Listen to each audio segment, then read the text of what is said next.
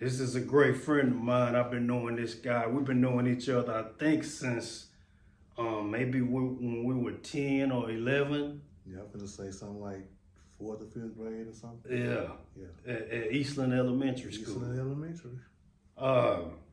Damn.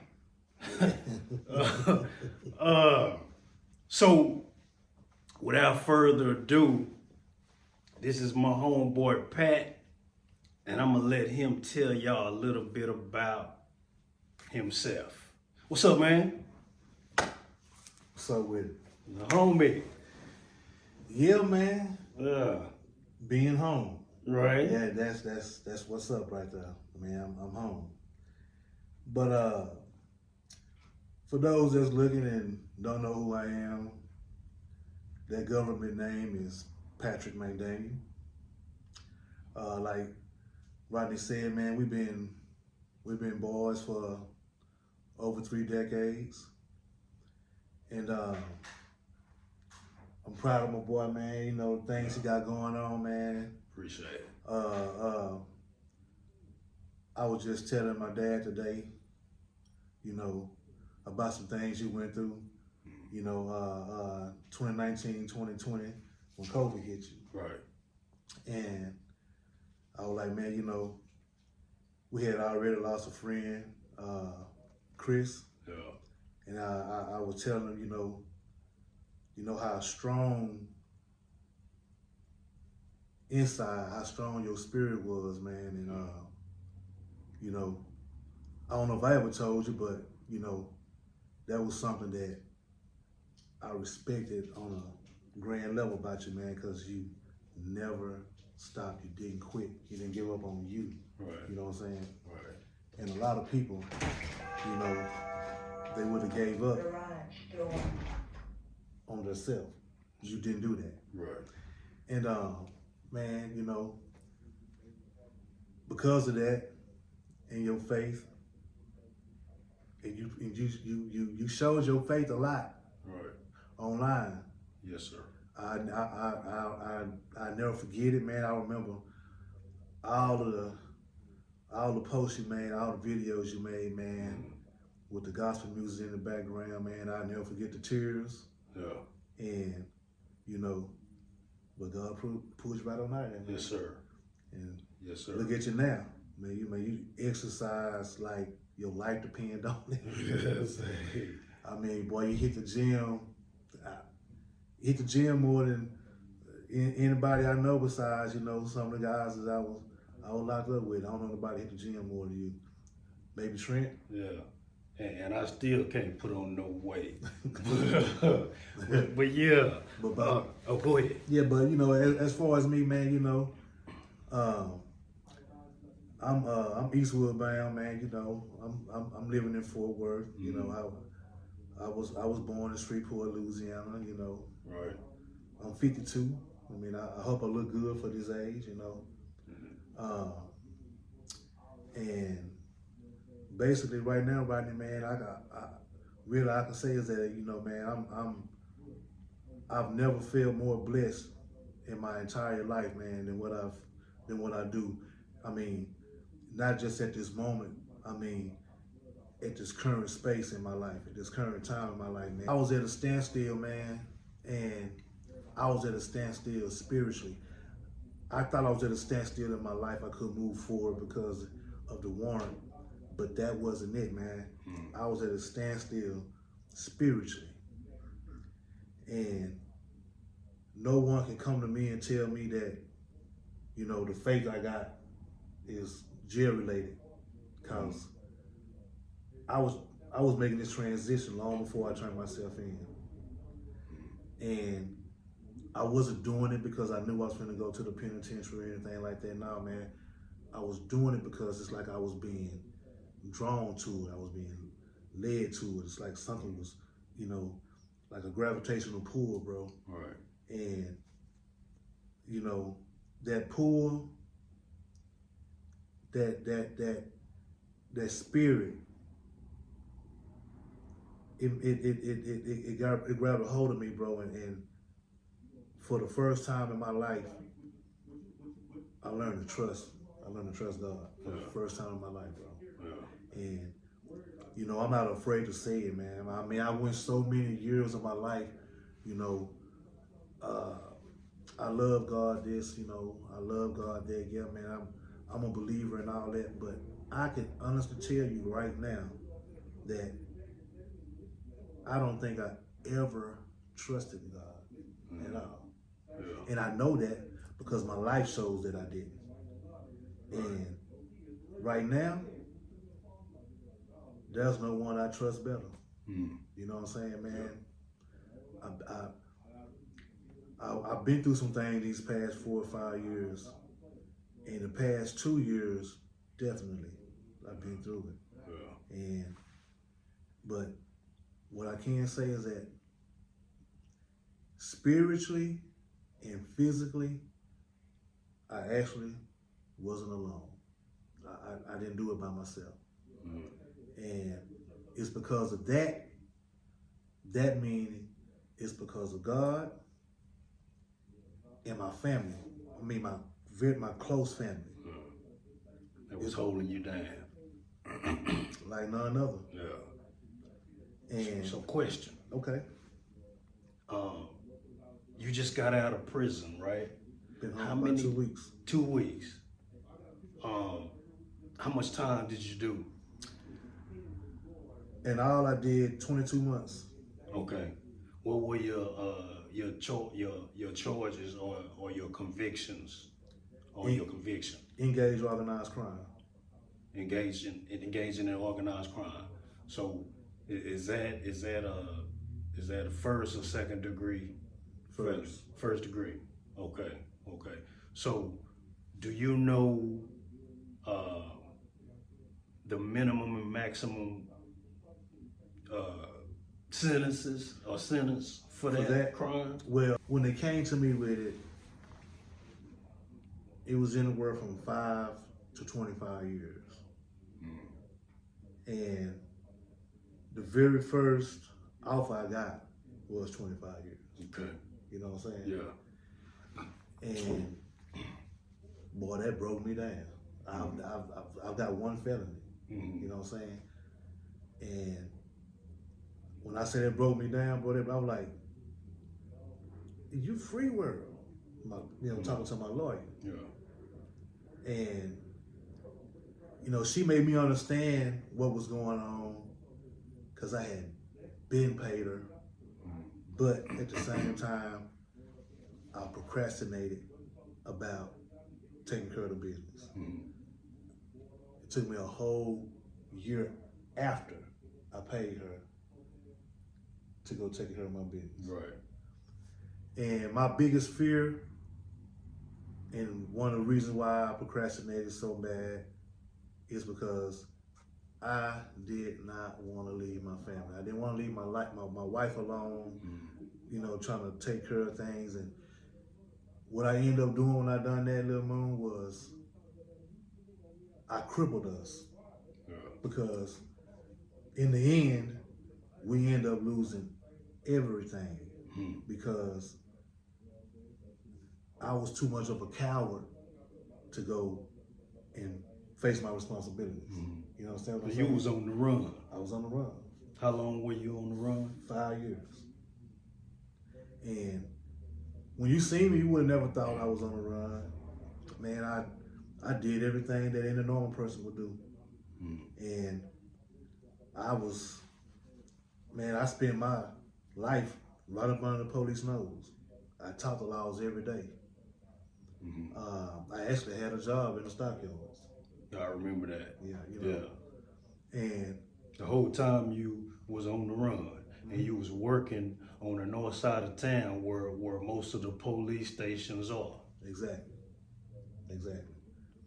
God must have been with you back then. You know, I said it then. You know, that era was the beginning of my transition. That era was the beginning of me asking God to forgive me and to save me. Trying to do right. Yeah. And, you know, I knew that if I would have kept going, that eventually I would have done something foolish, and I would have ended up catching maybe a dope case or something while I'm on the run, which would have added to the time. I probably wouldn't be sitting here talking to you now. Right. You know what I'm saying? But you know, with my family and my extended family, my in-laws, you know, my brother-in-law, sister-in-law, mother-in-laws, you know, my family didn't desert me, man, and you know, it's because of them and you know, the angels on your shoulders, you know, when your mom is praying constantly, Right. you know, that I didn't get into any trouble the whole time I was on the run. Yeah. I didn't get into no trouble, man.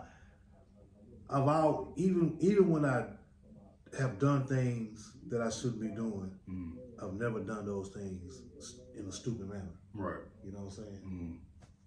You was always level-headed And with not the greedy. moves you was making. And not greedy. Yeah. You know. So, question: did the fact that you were on the run, did that add to your sentencing, or did they use that when they were sentencing you, or when they were deciding the time that you'd be serving? Well, no, the case was still the case. Only thing I done, I had messed up my probation. You see what I'm saying? That's why I was on the run, because I messed up the probation. Right. So, once and that's another thing. And I fought myself. I didn't take it seriously. Like I say, you know, this wasn't no misdemeanor. I didn't take it seriously, and I was going through depression at that time. Didn't know that, but that's what it was. And I had lost a couple of people in my life that was important to me. My grandmother, my cousin got murdered in Shreveport. A couple of friends got murdered here, and I lost a couple of cousins, you know, and one of my cousins was, at that particular time, was my spiritual advisor, Michael Appleton. And, you know, when everything went bad for me, he was the one that reached out to me and brought Jesus back to my life. From that point on, you know, I started chasing it. And don't get me wrong, it wasn't every day. It wasn't every day, because when you're trying to do right, when you want to do right, people say it's easy. It ain't easy. Right. It's not. Right. Because the minute that you dedicate, and you can be dedicated and still not be committed. You understand what I'm saying? True. But the minute that you start to dedicate yourself to what you're trying to overcome, or what you're trying to do, that's when everything and anything comes to you. Felt me going back down in that gutter, in that hole. I remember he always told me, say, man, you know, in and every time you feel yourself, you know, slipping, he say, man, just reach out. Don't be afraid. He say, man, just like you talking to me, talk to God. Ask him for help. Be sincere and see what he do. Right. And bro, man, it blew my mind, because that's exactly what I did. And the next day, my mother-in-law helped us out. You know what I'm saying? Yeah. And that's at the time when I started beginning to learn how to trust. You see what I'm saying? Right. And my commitment started to develop. Right. And man, God moved me in ways that I would have never thought was possible. And to anybody who don't believe it, who still don't trust him to this day, if you give it a try, just one time, be a believer, give God that opportunity to show you what He about, I guarantee you He'll do it. And I'm not just saying it because you're interviewing me, bro. I'm saying it because it's the truth. It's the love that's in me. I mean, you know, I had a couple of dollars earlier today. We was leaving church, and this little young dude, I was gonna get something to drink. He seen me walking, and he locked eyes at me from across the parking lot, you know, and everybody passed by him. He didn't say nothing. I got up on him. He said, "Say, can I wash your windows so I can help get some money to get my family a hotel for the night?" I say, man, listen, I'm going to the store, so you got to wash my windows. I have something for you when I come out. And I say, I ain't have but a couple of bucks, but after I bought what I bought, I gave him the chain was like $10. You know what I'm saying? I gave it to him, and he was like, he said it was $10. Like he said, how much is you give me all this? I said, man, ain't nothing but $10 bucks. He said, man, people been giving me like 50 cents, 75 cents, $1 to wipe their windows and stuff. Say, and you gave me $10 and I ain't do nothing for you. I said, you did. You did do something. Do you know it? Yeah. Yeah. I got a question for you though. Got another question. Now you say you did 22 months 22 in prison. Yeah. Now, I always ask everybody that I interview that's been to prison this question. Okay. I want to know what you learned in prison. First and foremost, what I learned is that I'm not going back. You know what I'm saying? I learned that that's a place that nobody should want to be. Man, the penitentiary is supposed to be a place that is supposed to reform you in some type of form or fashion. But, I mean, that's only up to you. Because if you leave it up to them, it's not going to happen. If you don't go in there with the mindset to come home, if you don't go in there with the mindset to want to learn, take advantage of anything that they got, then it's not going to happen. And, you know, it's crazy that they want you to take, or they make you take all these classes, and then when they send you home, they make you pay for them. You know what I'm saying? Yeah. But if you don't take them, you can't make parole. You see what I'm saying? Yeah. And you know, so they want you to come back. It's like to a me, revolving door. It's designed, and that's why they say, man, you know, so many people that go end up coming back.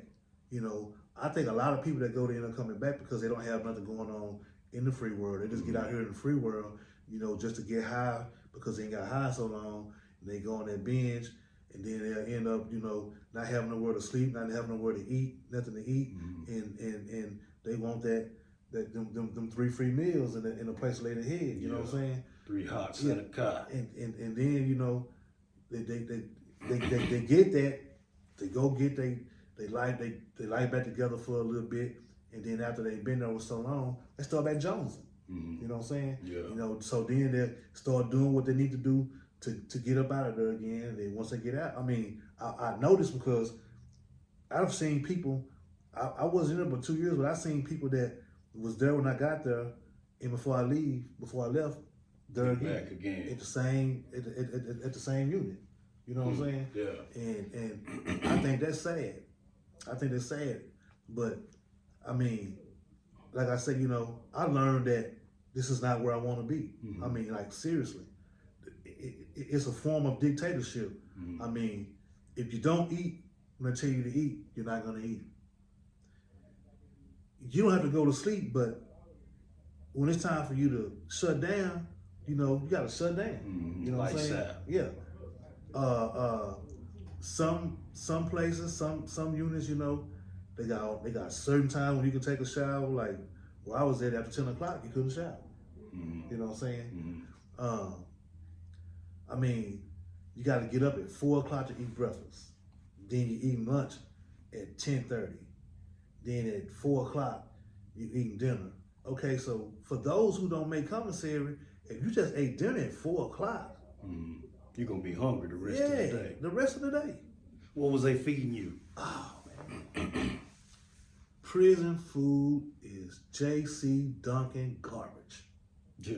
Man, prison. If you're a Muslim or just a person like myself that really, if it come down to pork and I eat it, it may be some bacon on a burger. You know what I'm saying? That's rare. Holidays, I may eat a piece of ham. I may eat some ribs. You know what I'm saying? And then I suffer the consequences later. But I've seen, man, they serve you. What is a pork roll? A pork what? A pork roll. So they got this thing called a pork roll. Okay. And a pork patty. Okay. Okay. All right. They look the same, bro. This is prison food. He's talking about food that's served in prison. So if it's anybody that hadn't been to prison and you are an aspiring prison person, he's going to tell you what you'll be eating. Let's go. They've served us almost every bean that was made. Black beans, butter beans, kidney beans, red beans, green beans, blue beans, yellow beans. Say, man, beans ain't bad though. So Middleton spoiled it for me for the beans. The Middleton unit. Spoiled being the key word. The black beans were great. Now, I hadn't received my glasses yet, so I was walking around with, not really being able to see, and I didn't notice the film that was on the beans. So I got a spoonful of black beans. They wasn't soaked or nothing. Man, they were spoiled. Yeah. I put them in my mouth and spit them. I'm like, man, what the hell? They were spoiled, bro. And then it's pork this, man. Wait a minute. The beans, you said they were spoiled. Yes. Was other people eating the beans? No, they were throwing them away too. Everybody was throwing the beans away. Now, don't get me wrong, and I'm not being racist when I say this. It was a couple of Mexicans that, and people who like I say, didn't make commissary, they ate it. Yeah. Because they don't got nothing else to eat. Right. You know what I'm saying? Right. But man, don't get me wrong. Like in my family, when it come down to cooking beans, I was the guy because So you definitely wasn't gonna eat the spoiled beans. Man, come on, man. So what about the pork roll? The pork roll was like a round piece of, it looked like Spam. You know what I'm saying? But then their back door was something called a pork patty. It looked like the pork roll, like a big piece of Spam. You know what I'm saying? Was it cooked or or in a can? No, it was it was in a the serving tray they got like on the how they serve out a big big truck. So, but sometimes that joker was so dry, you know what I'm saying? And then I just got to the point I said, man, you know what? I'm not gonna eat this. My wife support me. She put money on my books every week, man. So I just stopped eating it. But then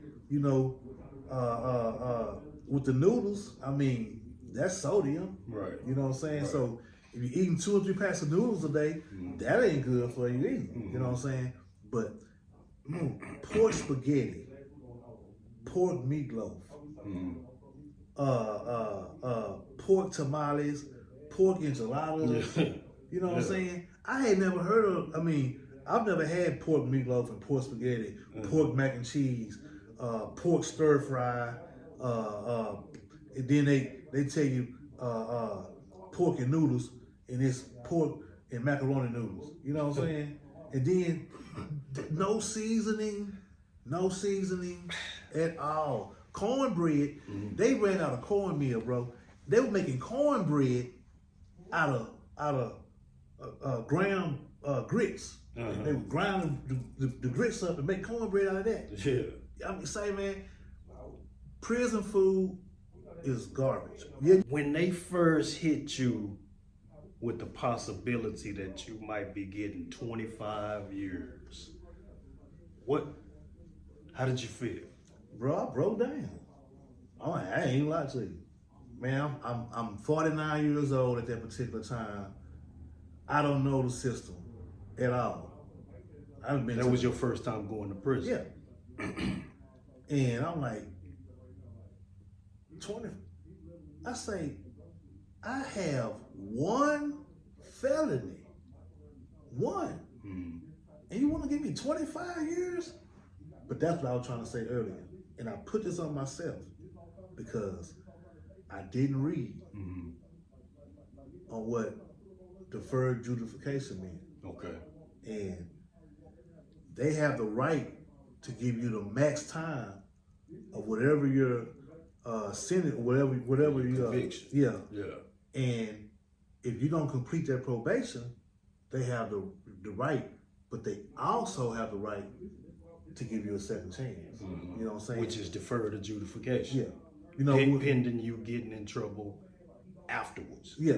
If I got in trouble, so deferred, what that means is while I'm on probation, if I complete my probation, then whatever I'm being convicted of won't go on my record. Mm-hmm. If I don't, what I'm being convicted of, if I mess up, they can give me the max. Right. You see what I'm saying? Right. But they also have the option, the judge and the district attorney also have the option to reinstate you if that's what they want to do. Mm-hmm. They can reinstate you. Yeah. When you say reinstate, explain to the people. Reinstate means they can put you back on probation if that's what they choose to do. Mm-hmm. You see what I'm saying? But for whatever reason, even though I ran, I still turned myself in. I didn't catch any other offenses while I was out, any other cases or anything.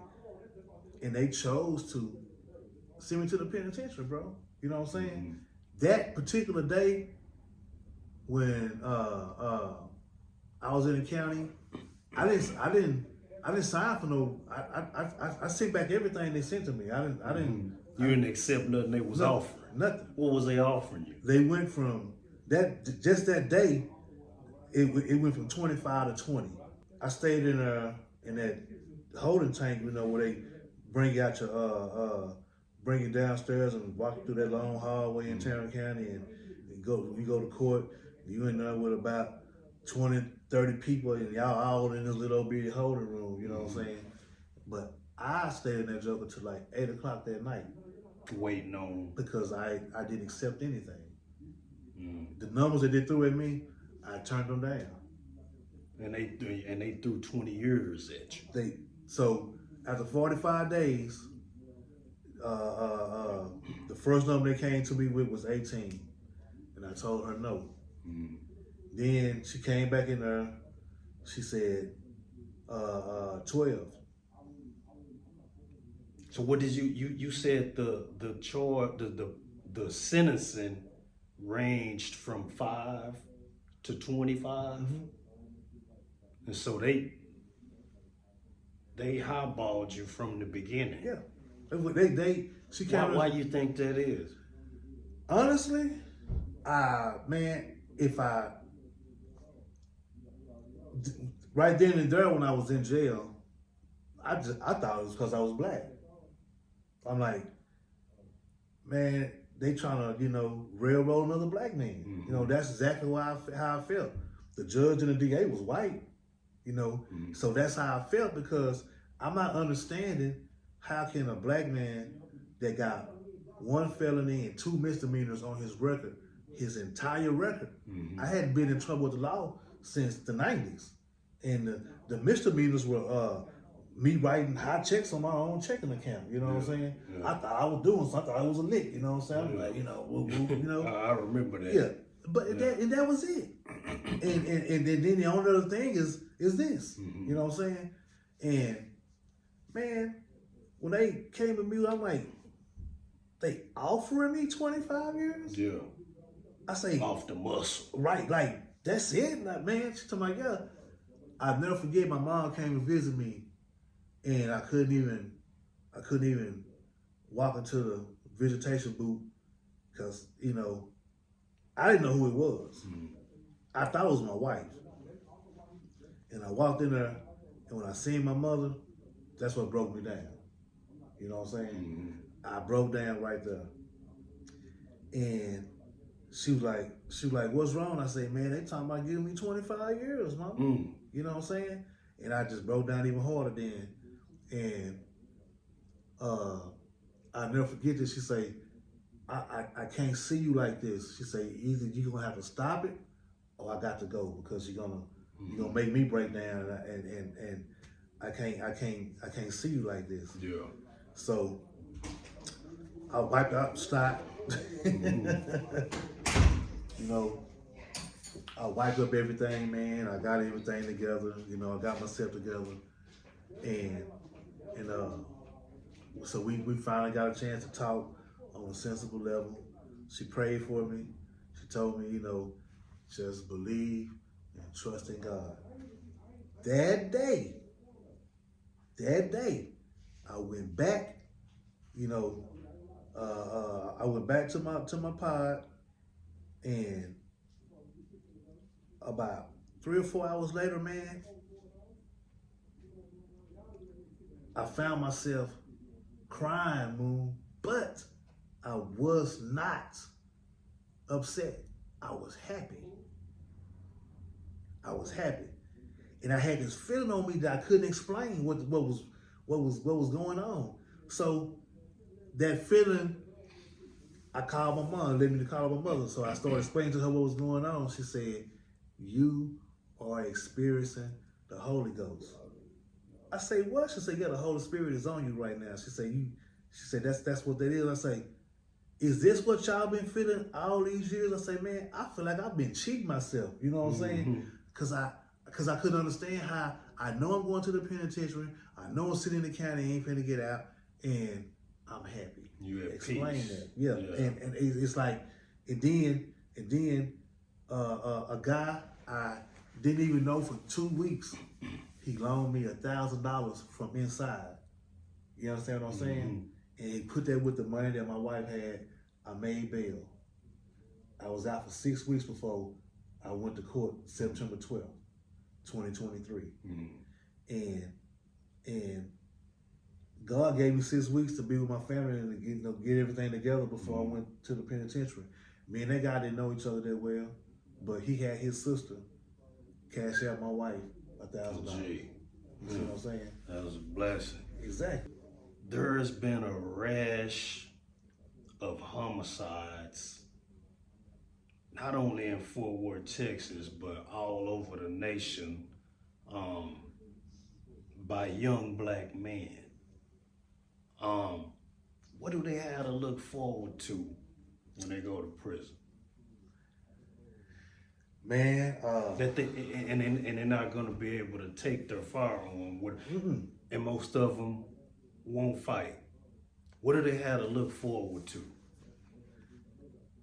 if they ain't got no hands, they might end up being somebody's girlfriend. Like, seriously. I seen so much gayness in that penitentiary, it was sickening. I was just listening to Trent. I want to say it was this morning, maybe yesterday morning.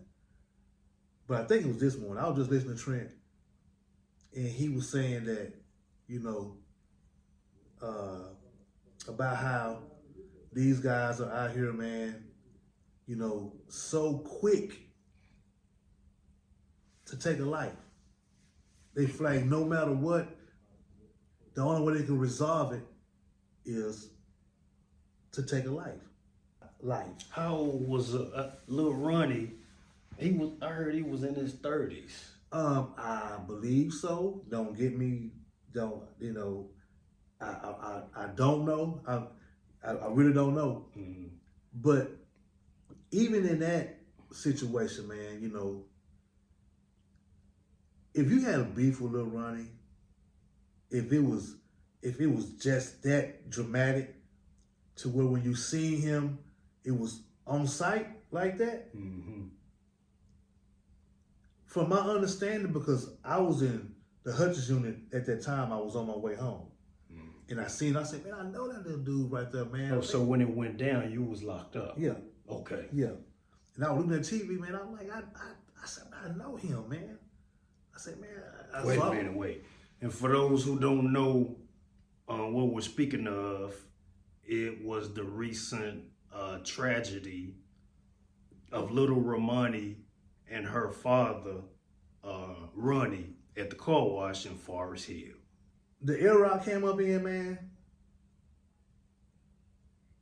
if you got a problem with that person, you address that person.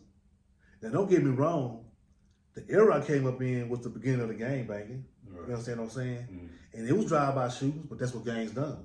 You know what I'm saying? Mm-hmm. But it was a code that was put out that you do not kill no kids. Right. If you know a kid is there, you do something different. You see what I'm saying? Mm-hmm. You don't give them a pass. Yeah, you don't involve the children.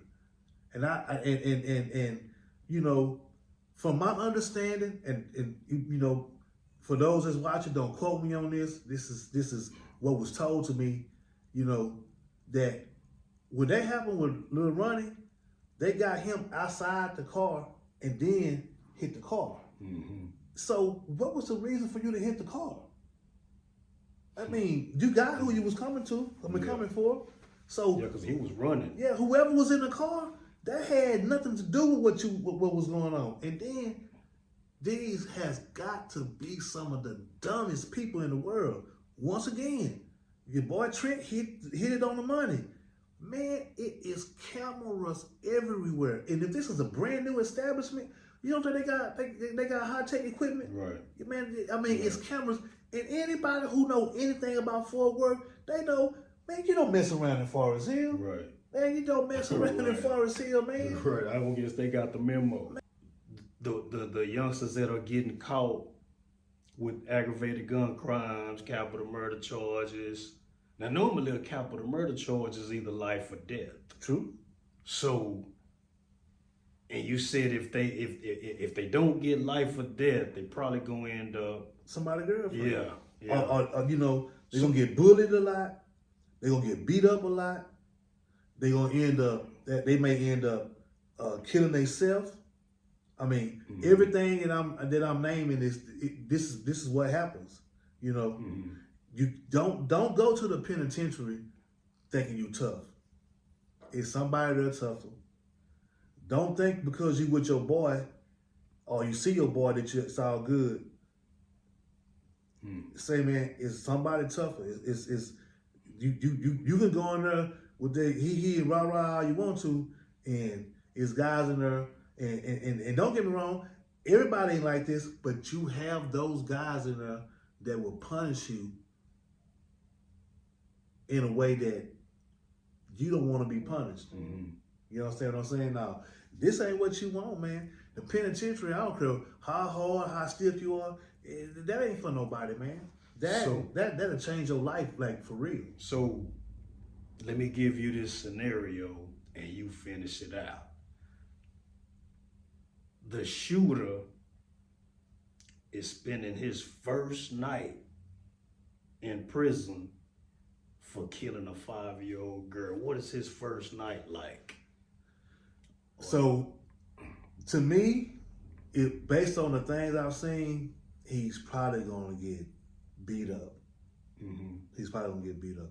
Because 9 times out of 10, it's somebody in that penitentiary that's either related or very close to the family. Mm-hmm. And if not, wherever he go, you know, somebody going to find out that's where he is, and they're going to be like, that's the little young. That's him. Yeah, man. How will his information get out? Oh man, the penitentiary know about stuff before we do. You know. So it's no doubt, soon as these youngsters walk through the door, they're gonna know who it is. They're gonna know who they are. Yeah. For one, the news. The news gonna put their face out there. Yeah, they did too. Yeah. And when they get to wherever, the only way these guys are gonna survive is if they get straight to the penitentiary and start screaming that they fear for their life. Mm-hmm. But even then, even if you get put into that seg cell or whatever, you know, don't trust nothing. Don't trust no guards. Don't trust no inmates. The only friend you got is you. So you may be, so as soon as they walk in, they got instant enemies. yeah, instant. Killing a 5-year-old, hell yeah. That's instant. It's guys in there that's big on that type of stuff, man. They not finna let you make it. They not gonna let you make it. They not. They not. And especially if these are the guys that's ain't never coming home. Oh yeah, man. You ain't never coming home either. You may not make it. You say you from Eastwood. Yeah. Tell the people that's watching my podcast in other countries and other parts of the nation about Eastwood. Right now, in the past, okay. future. So right now, man, Eastwood.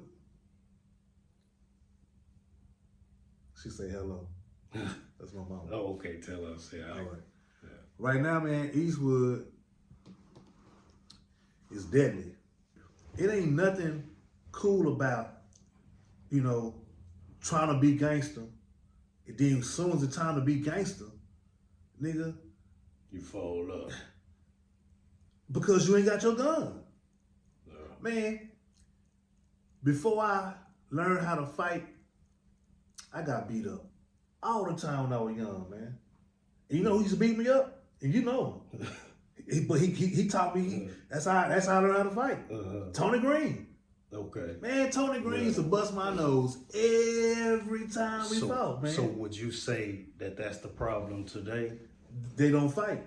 They rather, a guy would rather shoot you to try to prove to his partner that he hard than to get into that box and square up. And he don't know if he gonna lose the fight or not, but he's so much of a hoe that he rather pull his gun out. Right. You know what I'm saying? Right. And I don't mean to, go there on your podcast, but he's so soft that he would rather pull that gun out, but because long as he got that heat on him, I mean, yeah, he hard, boy. He say, man, and he gonna talk that noise, man. He gonna talk it. He gonna talk it, bro. But take that gun from him. So, no, go ahead. And see what he do. See what he do. So, I always consider myself a solutions-based person. So I'll ask you, what do you think the solution is to today's problems? Man, for one, if you stay in your lane, if you mind your business, a lot of this stuff won't even be happening. But today's problem is, and I will even admit that, I used to be a part of this problem. And, I'm not proud of it, but it took me a long time to acknowledge it. That a lot of these guys, they don't have no dad in their life. Due to the fact that there's no father, what do you do? I mean, how do you combat the fact that there's no father? Because we know that that's true. I mean, so, there's when I was locked up, I said that as soon as I'm able, when I come home, I'm gonna get on my feet.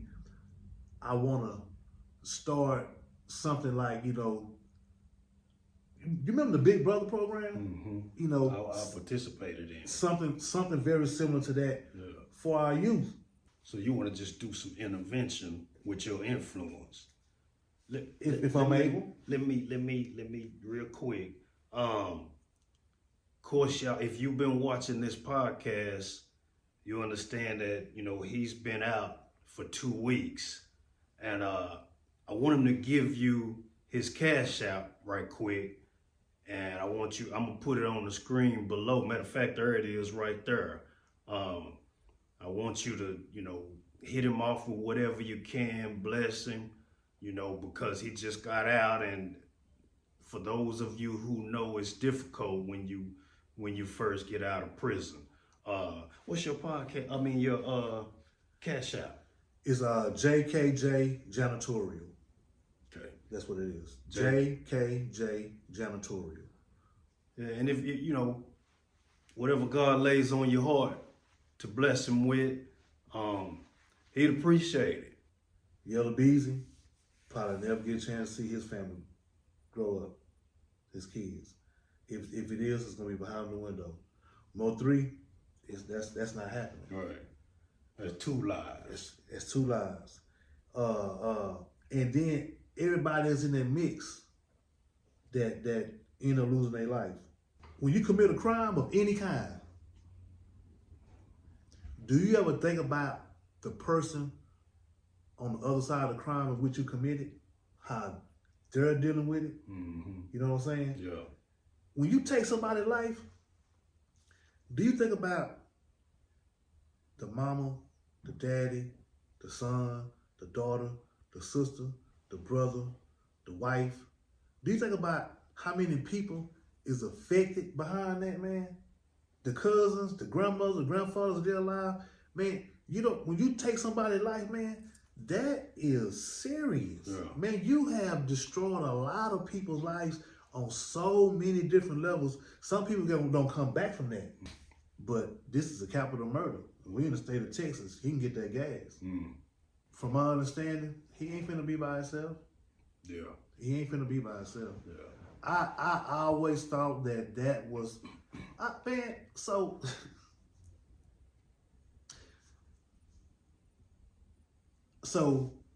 I seen this clip, this may have been this morning too, on Charleston White. Mm-hmm. And he was talking about this. And he brought in the boxer. What's the boxer name out of Dallas? Earl Spence. That's heard he was connected. Yeah, okay. I heard that.